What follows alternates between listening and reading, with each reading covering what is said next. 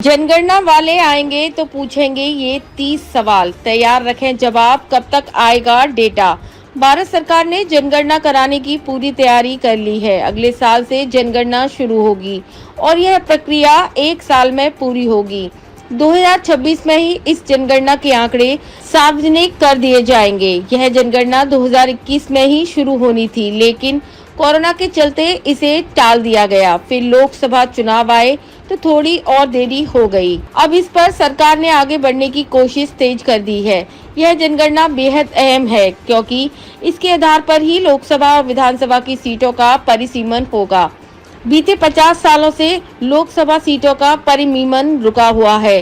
2029 में सीटें बढ़ेंगी और महिला आरक्षण भी लागू होना है।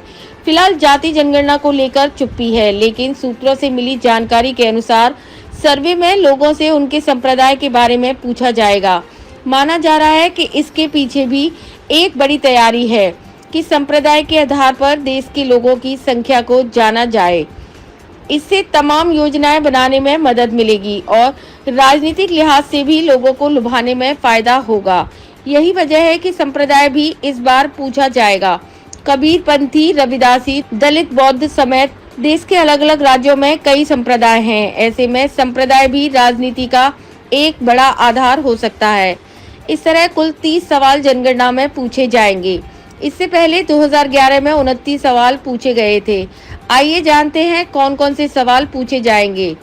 व्यक्ति का नाम, परिवार के मुखिया से संबंध, लिंग, जन्मतिथि और आयु, मौजूद वैवाहिक स्थिति, शादी के वक्त उम्र, धर्म, संप्रदाय, अनुसूचित जाति या जनजाति, दिव्यांगता, मातृभाषा, अन्य कौन सी भाषाओं का ज्ञान, साक्षरता की स्थिति, मौजूदा शैक्षणिक स्थिति, उच्चतम शिक्षा, बीते साल का रोजगार, आर्थिक गतिविधि की श्रेणी, रोजगार, उद्योग की प्रकृति, रोजगार एवं सेवाएं, वर्कर्स की क्लास, गैर आर्थिक गतिविधि, कैसे रोजगार की चाह, काम पर जाने का माध्यम, एक तरफ से दूरी, यात्रा का माध्यम, जन्म मूल स्थान पर ही हुआ है या फिर कहीं और दूसरे देश में हुआ हो तो उसका नाम, मूल स्थान पर है या पलायन किया, क्या भारत में ही पलायन किया, किस समय पलायन किया, मूल स्थान से पलायन का कारण, कितनी संतान,